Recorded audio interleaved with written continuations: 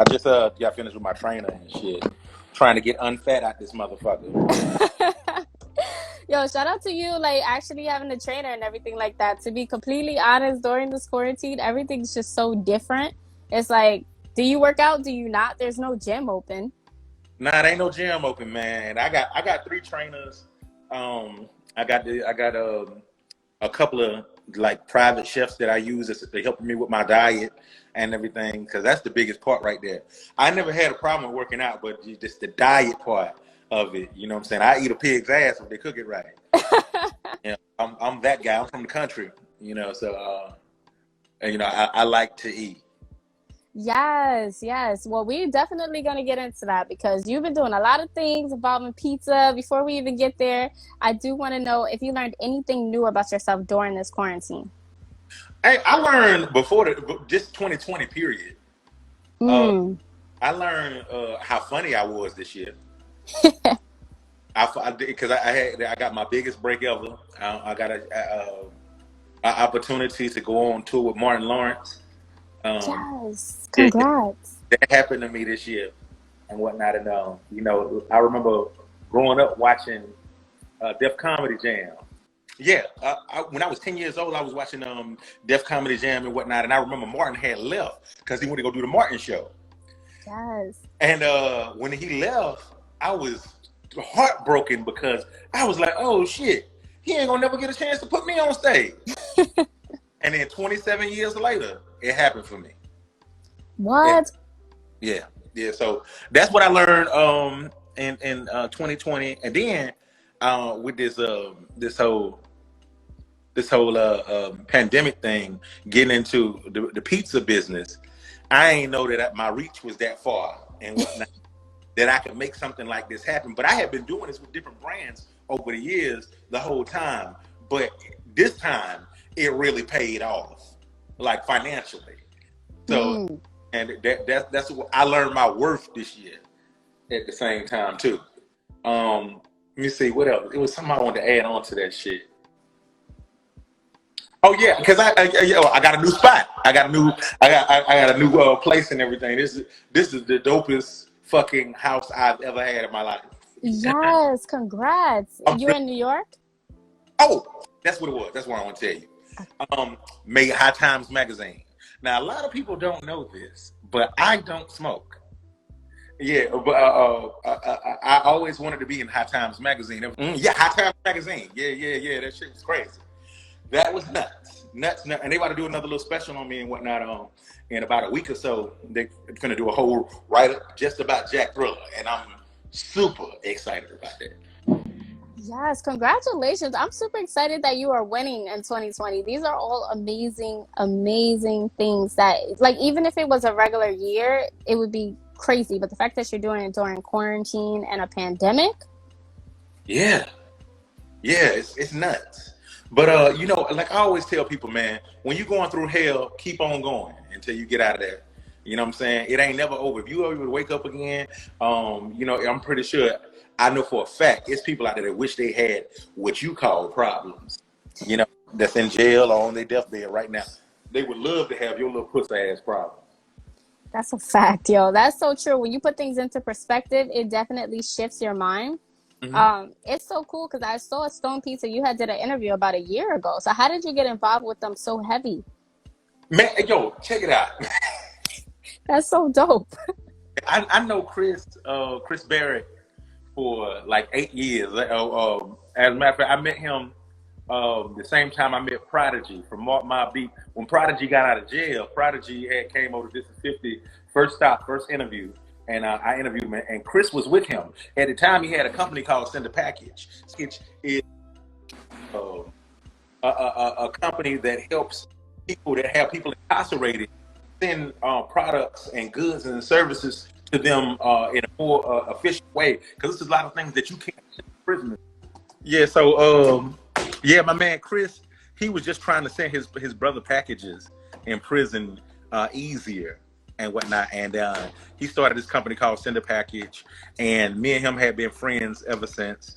About maybe earlier this year when the pandemic first started, a mutual friend of ours that do that does smoke and indulge in edibles all the time asked me, could I take them over to Chris's house because Chris had just moved in the neighborhood, and they wanted to get some stone pizza, and I was like, I don't really want to ask Chris for shit, but fuck it. I called him. He said, come on through, and he hooked my people up and whatnot, and then he offered me a job, and I was like, man, fuck, I look like working for you. He had told me how much he was gonna pay me. I was like, hey nigga, why you didn't say that first? Right. And it just worked out, man, and it changed my life instantly. Wow. I had, man, listen, I was just like everybody else that was in entertainment. I was trying to figure out what the fuck the next move was, because all that Martin Lawrence money that I had got from the tour, I had spent that shit already, and I thought I would get some more because shit, we had like 50 something dates to do, but I ain't get a chance to do none of that because COVID had came, so I done fucked the money up. And so when Chris offered me this situation, I was like, oh shit, I do need this. And at the time, I was staying in a fucked up ass apartment too. This shit was like, you saying Coming to America? Yes. Remember in the first part when he said, hey, we seek very meager accommodations. Shit like that. Yeah, it was terrible. Yeah, I stayed on the 4th floor, no elevator, none of that shit. And this had turned my shit all the way around, turned my bank account all the way the fuck up. And ever since then I've been like, fuck hip hop. Word. Yeah, I'm in the pizza business now. I love that. Yeah. So wait, what borough were you in before? I was in Jersey. Mm. I was in New Jersey at the time. But now I'm in Harlem, staying in a good neighborhood. I'm staying in some Cosby Show shit. Hey. Okay. Okay. Yeah, hey, let me tell you something. When the women walk up on this motherfucker, they know it's hammer time. You hear me? Do you hear me? So funny. I cannot. They know it's hammer time.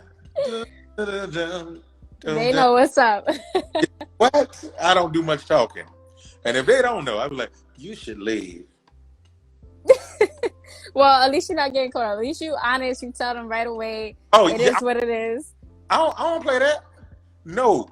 Because one thing I noticed about this whole business, man, you can't never find, you don't know who your friend is until you start going through some shit. So, like off the rip, I put it out there exactly what type of time I'm on, depending on what type of time you say you on. If you one of them chicks that say you looking for the bag, oh yeah, I'm talking to you any kind of way. If you act like a regular person, then you gonna get some regular person conversation. Fair enough? Yeah, that is fair though. That's a fact. It's like you get what you give. I get that. We here. Yo, I'm done. So there are so many things I gotta get into with you. This is so exciting for me. The first thing I want to ask you, what do you feel like is 2 of the best deliveries you've done? The best what? Deliveries in terms of Stone Pizza, because they're so funny. Oh. Their IGTVs hilarious. Thank you. You're welcome. Yeah, I was like, yo, this is funny. You've been with Jacquay. I mean, shout out to Kitty Kitty, of course. Shout out to Kitty Kitty. So I'm like, I gotta find out from you. What do you feel like is some of the best? You done pulled up on people when they in a car. I'm like, okay. Yeah, we get the job done. I'm gonna have to say, Method Man. I told you before, the reason why I even wanted to be in Hot Times was because of Method Man, and to be able for him to invite me to his house to deliver him some pizza personally, that was crazy. That is. I can say I got Method Man high twice. That shit crazy to me. That's dope. Did you eat some? Because you said you're not into getting high, but I mean, you gotta eat the pizza if it's Method Man. You gotta do it. Well, I didn't eat with him. I dropped it off. But yeah, I have went over my pizza eating quota, and whatnot. Yeah, I'm about to turn into a pepperoni at this motherfucker. So I had to kind of slow down on that shit. That's Um, funny. yeah. Like I said, I just sell it now, man. I don't really indulge in it too tough now because you know what I'm saying. Like I'm trying to get my body like fucking 50s and Tyrese. Goddamn, I want to finish being a sex symbol. You know what I'm saying? Oh man, heard you. I mean, it's the perfect time technically if you got Jack Thriller money and you could get a trainer or whatever. You know what I'm saying? It's a really good time for that. Yes. Oh, that's hard. Okay. Yeah, hey, we gotta hydrate this summer. You know what I'm saying? We got to Yes. hydrate. Look Yeah, at that's a that. fact. That shit crazy, right? Now that's dope. Yo, this is so nice. Listen, I'm not, and I know you're wondering why does he have a picture of Michael Jackson in there? Is he related to Michael Jackson? In my mind, And that's all that matters. It starts from the that's mental first. okay. So, It's got to start inside first. I got to. exactly. So, I gotta ask you, what made you get into comedy? Because you're clearly hilarious. You've always been really, really funny. And that just doesn't stop. When it's natural and it's talent, you're always gonna be that way. So, are you still doing comedy? And what made you get into it? Um, I would have to say, what's going on? How you doing? I would have to say, what started? My teachers used to always tell me that I was funny in class all the time, and that I was a comedian growing up. Um, but I never thought that I could do it because I used to watch we used to watch certain comedy shows and see how long you got to be funny on stage. It ain't the same thing in the classroom. When you in the class, you funny in spurts. You know what I'm saying? You make your little outburst, everybody start laughing and da da da. But if you had to just stay there and just do a whole routine in front of your class for 30 minutes, could you do it? Or Yeah. your friends, when you at Applebee's having dinner with them, could you, while you making little jokes here and there because you got people to bounce off of inside of a comedy club or like a comedy show, you don't really have people to bounce off of. It's just you versus them. Can you do that? And in my mind, I thought that was pretty much the obstacle until I think I'm like 17 years old, and I went to go see the Kings of Comedy in Atlanta. That's back when I lived in Atlanta um, at the Phillips Arena, and I went to go see them back to back. Now, the opener, his name is Ryan Cameron. He's a big DJ in Atlanta. And Ryan, he opened up for the Kings of Comedy and he ripped that shit. And I was like, what? I thought he was just a radio personality. And when I saw him do that, it inspired me in front of Bernie Mac, in front of fucking Cedric Entertainer, Steve Harvey, D.L. Hughley, and J. Anthony Brown. I was like, that's what I am. That's what I'm going to do. And so immediately found out about Chris Tucker Comedy Club. Chris Tucker had a comedy club in Atlanta. And I went to go perform at Chris Tucker's Comedy Club. It went well, and then the rest is history. I did good that night, but then after that, I started getting the hell booed out of me. And one night I was going up to get booed at Uptown Comedy Club, and I met this guy named Roland Powell. He's known as Lil Duval now. Nice. He I had just got booed, and he came up to me and he was laughing and asked me could he put that shit on his DVD called That Boy Funny. You want to put me getting booed on your DVD? And at first I was like, hell no. Then he offered me $2,000. I was like, nigga, hell yeah, put that shit on there. But Right? yeah, so I ain't never had $2,000 before in my life. I was 19 years old. And I was just really happy. And then he had hired me and my friends to do the skits on his DVD because we was the skit guys in Atlanta. You know what I'm saying? Like we was the first motherfuckers that was doing that shit on the level we was doing it at. And so we shot his DVD. Then me and him became friends, and he ended up taking me on the road with him. And that's how me and Lil Duval became friends. And I was a bodyguard, opening that, a personal assistant, whatever he needed me to do. That's how I started paying my dues and handling my business. Wow, that's so cool. And I always say that it's like you don't know who you're meeting when you're coming up. Like I feel like that's why so many people in the industry actually know each other because they started years ago at the same time. So that is so cool. And shout out to King Sylvie, because she did ask a question if you were still interested in doing comedy. Most definitely. Okay. Hell yes. Yes. That's my first love, man. Like I said before, I found out this. What's her name? Oh, What's the King one who King Sylvie. Yes. King Sylvie? Yes, I'm definitely still doing stand up. I'm going out with Michael Blackson once a month and everything, opening up for him his comedy tour this year. Next year Nice. when everything opens back up, we're gonna resume that Martin Lawrence Martin. Bit as Fuck tour and whatnot. I'm really excited about that too and whatnot. So it's a lot of cool things with the comedy on with me on the rise coming soon. I'm also working on my comedy album and whatnot. I'm singing, rapping and shit. I got Music Soul Child. I got Ariel from Next. I got Drew Hill, Genuine, Raheem. Wow. Yeah, it's kind of crazy. It's kind of crazy. I'm That's dope. Abe Hollister, the classic motherfucker, because I'm an old nigga, so that's the type of shit I'm into. So it's going to be, so it's jokes, but you're also singing, or Yep. how? Oh, that's so cool. All right. Yes, and I saw you rap. I saw you do some battles, and I was like, okay. I had no idea. So you're like an all around type of entertainer. So I gotta ask you, because I know you started out in Atlanta. Were you scared? Did you ever have any fear when you came to New York City? Because right now, all your biggest dreams are like here right now. But back then, it was just a risk, right? It was all the way a risk. I ain't have nothing to lose. I ain't have nothing.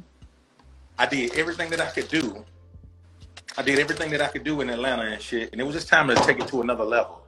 And I always heard that if you can make it in New York, you can make it anywhere. I came up to visit New York back in '09, I think March or something like that. I was assistant director on this Locks video called Chasing This Paper, and Fat Joe, Where You Get This Gun. And while I was being assistant director in the daytime, I was like, hold on, let me call up my comedian buddy and see if I can get booked there somewhere tonight. Let's see if I'm funny in New York. So I hit up Rob Stapleton. You know him if you see him, or if you don't know him by name. He told me he had a show for me that night at Mocha's in Harlem and at the Dugout in the Bronx, all in the same night. And so I went to Mocha's and shit. And this was the time I was going by Honey Bun. They used to be my stage name, Honey Buns. We'll talk about that later. But anyway, I killed at Mocha's. Then I went over to the Dugout in the Bronx, and I killed there. And I was like, oh shit! I sent out of this shit in New York. Okay. And then this girl, she went. I went home with her, and that went good. So that means I can get groupies in New York. So that, the next morning, my man Capone, comedian, he hit me up. He said he had like a couple of grand worth of shows for me, and I was like, I don't live here though. But he was like, man, what the fuck you doing in Atlanta? You ain't finna pop off in Atlanta and shit. What is there to do? You supposed to be either here or L.A. So I made a decision. Hit up my uncle that stayed in New York and shit, and I was like, hey man, let me come up there and chill out with you for a couple months, see if I can stand out and get my shit together. So he said he gonna give me 6 months. I came up here August 09, August 6th, and August 20th, I dropped this viral video with me interviewing Michael Vick and whatnot. And one of the sites that picked it up was thisis50.com. And I was like, oh shit, this is how I'm gonna pop my shit off. Because this is first of its kind. For all them internet motherfuckers, the shit, all that shit you see, Jack Thriller was first. Yes. Was first. Let me throw Lil Duval in there too. Lil Duval, me and him were first. We did that shit before everybody daddy. So anyway, 4 months later, This Is 50 hit me up, which 50 Cent, Vlad TV, and World Star. They all wanted me to be personalities on their site. So I went with 50 because that's who I came up here to meet. I came up here and shit really happened within 4 months. And that's the rest is history. He made me G-Unit comedian and threw me on G-Unit radio on Sirius Satellite Radio. And, I just started, feeling my way out and ended up becoming a hip-hop journalist and shit. And then a couple of years later, I went to go see Nick Cannon at a show. I heard he was there, and I heard he was bringing back a Wild 'N Out. I popped up on him, stalked him backstage to his dressing room, and then his bodyguard stopped me like, "Man, where the fuck you think you going?" I said, "Hey, my name is Jack Thriller, and I'm here to Nick Cannon." This nigga was big as fuck. Right. Ran out of the dressing room like, "Yo, Jack, what's up, man? Yo, I'm bringing Wild 'N Out back. You ain't even got an audition." I was like, "Hell no. This is what I came for." And it was just happening. Everything was just falling into place. It just falling into place because I put myself out there. I rolled the dice, and I wasn't scared, you know what I'm saying, to lose it all because I felt like I ain't had nothing to lose. And here I am there. I know I'm real talkative. I'm sorry. No, that's perfect. What I learned from you, like you said, you was like one of the first, actually like the first person to do it. So yeah, no, I learned from you. So I love it. The more you talk, the happier I am. Nah, no, for real. Like, so that's one thing too that I really want to get into. So what was it like meeting 50 Cent? Because 50 Cent is like, it depends on the person, you know, like I think you obviously would have had an easier time talking to 50 Cent than some people. But what was it like for you? I didn't know what when I met him. 50 is he's really one of the most funniest, nicest people I've ever met in my life. But like you just said, it depends on how you meet him. If you bringing something to the table, man, he all is for it. But if you come with your hand out, you know, he can be like, "Get this nasty ass motherfucker away from me." Yeah, and that's man or woman. Yeah. He like people that can do for themselves, and he's going to handle you accordingly the way you approach him. Does that make sense? That does. That sounds so right. So for you, it was like a kind of like a walk in the park technically because he reached out to you. Walk in the park because keep in mind, I've already didn't had training being around Lil Duval. Lil Duval, 50 Cent, same nigga. No way. I would have never guessed that at all. At all. No way. They could be brothers. They could be twins. So yeah, it was walking the park for me. Yeah. That's dope. I do well around extreme personalities, and you know what I'm saying. You know, men and women. I just gotta. If you somebody that don't mind speaking your mind, we gonna get along famously. That's dope. And even I love what you said about Nick Cannon and that story because that was definitely something that I really was going to get to because at the end of the day, it's one of those things where you do have to take risks, but people a lot of times they're scared. They're like, you know, what's gonna happen? Like you said, even you're like that bodyguard was huge, but you said it and it just worked like that. And that's insane. Well, listen, yo, check this out. When you recognize you only live once and that you don't get a chance to do this shit over again, then it just put things in its proper perspective. You know what I'm saying? Like, what you don't want to happen is to be on your deathbed like, damn, I played it way too safe. I didn't do what I was supposed to be doing. Like, for instance, I'm 38 years old now. I remember like it was yesterday turning 28 years old in New York. Like it was, that shit went by like that. How old are you? 26. 20. Do you remember when you was 16, your 16th birthday? That's a special birthday. I don't think I remember the actual birthday, but I remember 16, the year. You didn't that go by like that? It did, actually. It's scary. Yeah, it is scary. But it'll do it again and you'll be 36. And it'll do it again and you'll be 46 if you ain't doing what you're supposed to be doing. If you're not making a conscious effort of trying to find yourself right now. One of the greatest things anybody can ever do for themselves is to find out what your purpose is and to walk in it. You know what I'm saying? And there's a lot of people that are afraid of being themselves. And that's the craziest shit in the world to me. How does somebody wake up every day trying to impress somebody else that probably don't even know who the fuck they are? That's so true. It's crazy to me. So, you know, I'm never, I can be an acquired taste. 50's an acquired taste. Lil Duval's acquired taste. Nick Cannon can be an acquired taste. But one thing that we all have in common is that we're ourselves. with ourselves. You know what I'm saying? And when you wake up in the morning, it should be easy for you to look in the mirror and like, hey, this is me. I don't give a fuck what you think. This is me. This is what type of time I'm on. I love that. And so, I do got to ask you this because I'm curious, right? So, this whole thing with Nick Cannon, it's outrageous to me because he was being himself. Like you said, he had an opinion, he said what he said. I think everybody does that, and just it rarely backfires, I feel like. And this is a odd moment where it backfired. So, do you have any thoughts on what happened with Wild and Out and him not being on the show anymore?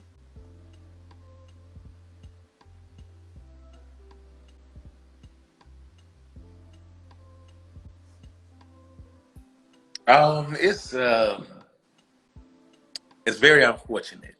It's very unfortunate, and it's a very terrible thing that happened with him. And you know, I, man, I kind of don't even want to talk about that shit, to be honest with you. You got to give me something else. Yeah, Understood. yeah. Definitely. And normally I'm not like this, but yeah, I don't even know what to say to that. It's it's a Yeah, terrible loss. Terrible loss. But me and Nick Cannon, I'm going on his show, and like we can have me and him zooming and whatnot, doing this interview and everything, and I'll see how he feeling then, and yes. yeah, Okay, that's huge. So, all right.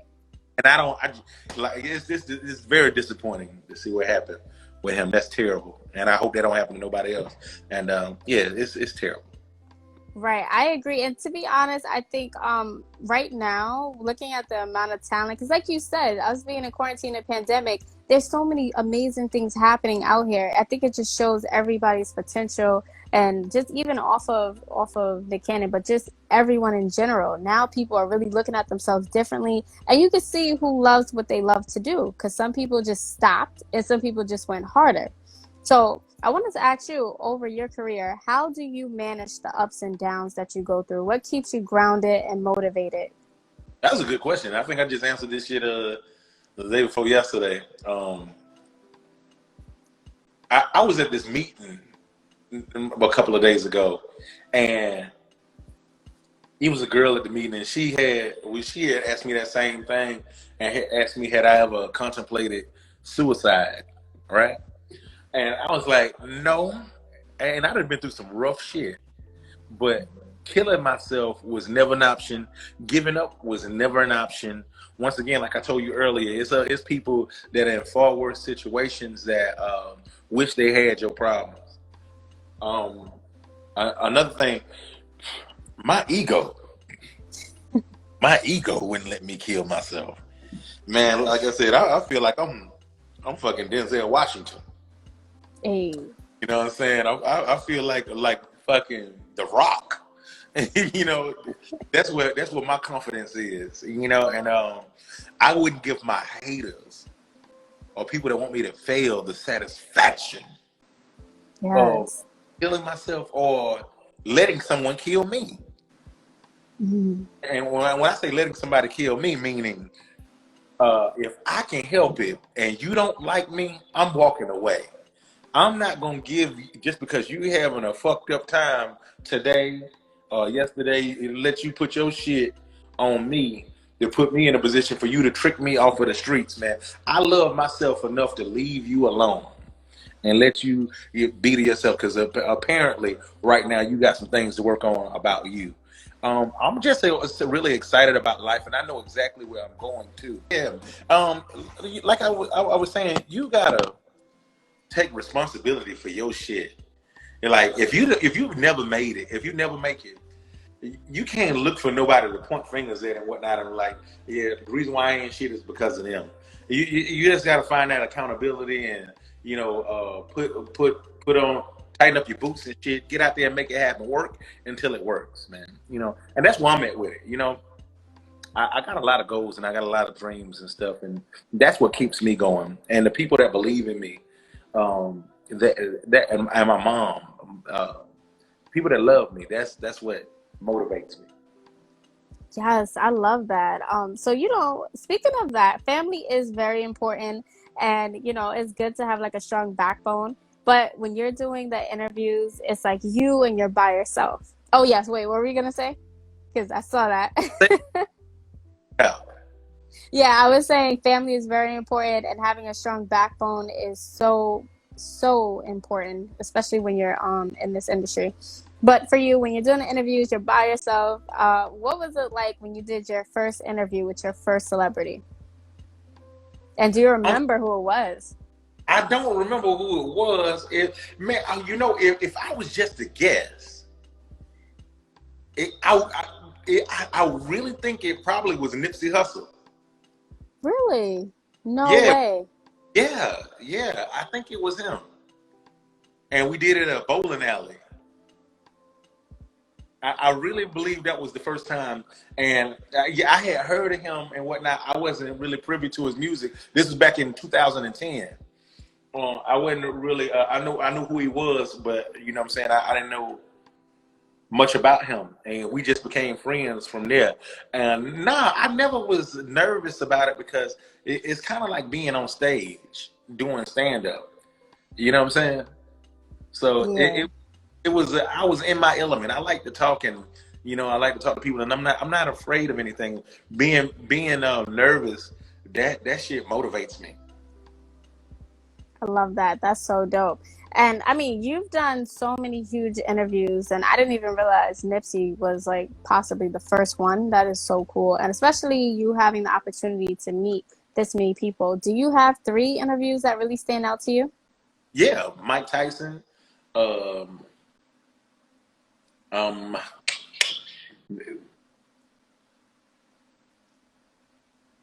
oh, Casey and JoJo. Mm, Uh, what's something that was fun for real that like kind of threw me. And Snoop Dogg classics. and LL Cool J. These I grew up on these people, man. So that shit meant the world to me. Busta Rhymes, then Ti, because I know I'm giving you more than you asked for, but That's perfect. the reason why this shit meant a lot to me because Ti named me Jack Thriller, and for me to meet him later on as when I became Jack Thriller, then yeah, that was just confirmation that like, hey man, listen, I got up and I went out and I made it happen, and everything that I had learned coming up in Atlanta, being around people from Grand Hustle and all that shit, look what I did, and he was really really proud of me, and so that meant a lot. Yeah, yeah. So yeah, so a lot of my Atlanta interviews, there's things that the people that I've interviewed from Atlanta, that shit meant a lot because I was able to bring that shit back. You feel me? Mm, Yeah, that's yeah. fire. So wait, what was that conversation with Ti when he named you? Oh, it's online. Oh, okay, okay. I'm like, what? Ti? Yeah. So what the deal is, um, I was at Grand Hustle Studios, me, Lil Duval, and such. I was in the lobby, and Ti and Lil Duval and some other guys. I think Young Dro was in there too. They was all inside the studio part of it, and they was getting on Lil Duval about having a homeboy named Honey Bun, Oh, and you. and so I didn't know they was talking shit about me while I was out in the lobby, and then they had brought me in, and everybody was laughing at me and shit like, "Hey, what does Roland call you?" Said he called me Honey Bun, and they start busting out laughing like, "Oh shit, I'm in one of these. I'm in one of them situations." And they was talking about like, "Nah, you can change your name today." And that's what Ti had came up with. He came up with Jack Sparrow, which is what's our boy name? Johnny Depp out of goddamn Pirates of the Caribbean. So I like the Jack, but the Sparrow, no, I'm not no. I ain't no. That's taken already. I'm a real big Michael Jackson fan, so yeah, Thriller's my favorite album. Jack Thriller. Oh shit. Okay, cool. Then I threw Young in front of it. So Young, Jack, Thriller. Ooh, that's my name. 2009, just before I moved up here. That's how it happened. Wow, that is so cool. You can go check it out online if you on YouTube. It's on YouTube too. This exact moment I'm talking about. It's funny. Yes, okay, definitely. I'm definitely going to check that out because that's so huge to me to be named by like somebody like T.I. Classic hits, and then all the people you named, huge, especially Snoop Dogg. I mean, he's been in this industry for so many years. Is there any specific story that you feel like people would never guess? Like, let's say you got an interview, because I know, like with me, I had to like sneak backstage at one point to get certain interviews. Do you have any other stories like that where you kind of had to do that besides with Nick Cannon? I know it's a bunch of shit. It's Yeah, a I'm like, it's a bunch of these. It escapes me right now, but I'm trying to recall something. There's it's so much shit didn't happen. Something where I had to that I accidentally came up on. Well, not accidentally, but because of my ambition. mhm. Um, can we come back to that? Yes, absolutely. And you know what's so funny? Yeah, It's probably gonna hit you as soon as the interview's over. yeah, That always happens. bunch of them. It's a bunch. Yeah, that makes sense. Yeah, so we could definitely come back to that for sure because I understand that there's so many stories that's probably like that for real. Okay, it looks like he's loading. Shout out to everybody in here. Shout out to Cash B. Shout out to Leaky So Different. Okay, perfect. You're back. You're back. Okay, so you did mention you have a lot of goals and a lot of dreams, and it seems like so many of them have already came true. So I would love to know from you, what is the ultimate goal for Jack Thriller? Where do you really see yourself? Hey man, if I could get my shit the way Steve Harvey got his shit, radio, movies, books, hosting game shows, fucking yeah. But he did it all. He did it all. I would. That's what I want for myself. That's so dope. Mirror it and show you what it look like. It look like that. Okay, that's so cool. So it's so funny. I would love to know, but I know it'll change. If you were to write a book, I'm so curious to know what the I title would be. Oh yeah, okay, let's talk about it. Yes. Yeah, I wrote a book. It's called Side Chick Holiday.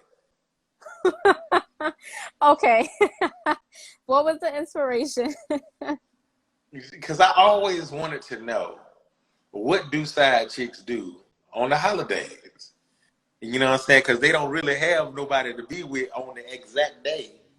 Some shit popping off and whatnot. So I took, four different women that were side chicks and put them inside of a situation and whatnot. And they're all friends on some way to exhale type shit. Why did I get married type shit?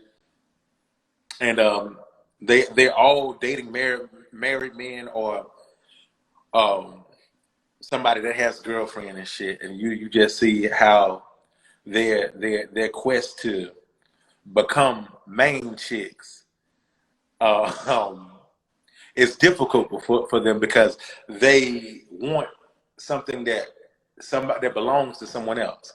I think Chris Rock had said this shit, and this is so. I feel like it's true. You tell me how you feel about it. But he was like, when it comes to women coveting another woman's relationship, they want your man. They want that man for themselves. They want to actually have them, not a guy like them. That guy. Whereas a guy, no matter how much money a woman got or how fine she is, a nigga just want to fuck your girl. He doesn't want your chick and whatnot. If anything, he'd be like, hey man, I think this belongs to you. You can have that shit right back and whatnot. That the way the book goes is pretty much, you know what I'm saying, all these women are trying to, find they main, become a main chick. You know what I'm saying? And so they can have that life around the holidays that everybody wants. The Oh, husband and picket fence and stuff. But then you gotta change yourself and start vibrating on a higher level in order to get your shit together. You know what I'm saying? That's hilarious. First of all, I love the concept. I think that's so true what you said. I don't know why, but that is true. Men, they don't care. It's just whatever. It's Here, whatever. gone. Yeah, like you can leave. And you're right. With women, it's like, no, but it's the way he does this, the way he does that. I want that one. And then they get him, and then they can't keep him because they lose him the same way they got him. Yeah, and you know when it comes to this relationship, so you know relationships got to be battle tested. You know what I'm saying? So like, just because somebody does something in a certain situation for you, don't mean they're gonna do it for the next person like that. You know what I'm saying? So I think the key to working on relationships is to get that friendship. You got to get that friendship on point. You know what I'm saying? And if you out there, ladies, trying to take somebody man, make sure you be a better friend than the friend he already got, or else you might as well leave that nigga right where the fuck he at. Gems. Like I know everybody knows you for making jokes, but I'm like, yo, you really dropping life gems, life lessons. Hey So man, appreciate that. here for a long time. So I know you mentioned a little bit about Chris Rock, and you talk about Lil Duval, but who are three comedians that you definitely studied, or I mean, some people don't like when I use the word looked up to, so let's say influenced, if any. I'm a man's man. I don't give a fuck. You can say whatever you want to say. Yes. But yeah, so any three comedians that influenced you and what it was about them that you really liked. First and foremost, Jamie Foxx is my favorite comedian in the whole world. He sing, he dance, he act, and he do it all that shit amazingly. He's just the most talented comedian I've ever seen in my life. You know, I heard him take one little small little premise and make it big as fuck and talk about it for about a good 15 minutes. Something as simple as like this this uh this little water container thing. He could do a 15-minute set and make this shit funny. You know, and I look up to that. Um, Cat Williams. Oh Mm. my God. Now, this is one of the funniest niggas I've ever seen in my life. I was there for Pimp Chronicles, the one where he wearing the green. Yes. Okay, I I remember that. That's it. I snuck in to see Cat Williams at this show. I made it all Yes. backstage. I made it all the way backstage at the Civic Center, and I said, "Hey, Cat, what's up? My name Honey Bun. Y'all got open mic tonight? I'm trying to go up." And he bust out laughing, but I was dead ass serious. This is nigga stand up special. I'm asking, can I get 5 minutes on his show? And you know what I'm saying? And I was dead ass serious, and everybody was laughing at me. The Brat, Anthony Anderson, all these motherfuckers. They thought I was joking. And they all remember that too.